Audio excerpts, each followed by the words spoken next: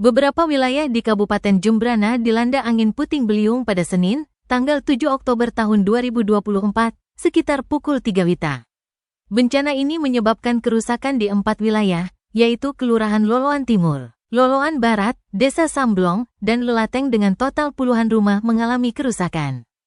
Dari data sementara yang diperoleh Bali Express menunjukkan bahwa Kelurahan Loloan Timur menjadi wilayah yang paling parah terdampak.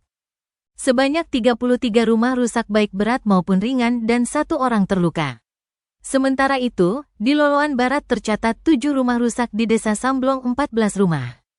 Dan di Lelateng 5 rumah terdampak dengan 2 diantaranya mengalami kerusakan parah.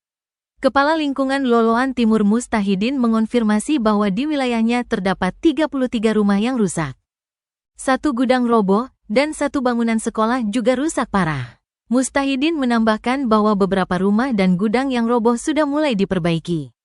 Ia juga mengimbau warga agar selalu berhati-hati mengingat cuaca yang tidak menentu. Sementara itu, Kepala Pelaksana BPBD Jembrana, Iputu Agus Artana Putra, menyatakan bahwa kejadian puting beliung ini tidak dapat diprediksi sebelumnya. Ia juga menyampaikan bahwa BPBD akan memberikan bantuan sesuai dengan peraturan yang berlaku. Masyarakat diimbau untuk tetap waspada terhadap cuaca ekstrim dan kemungkinan angin puting beliung yang dapat terjadi secara tiba-tiba.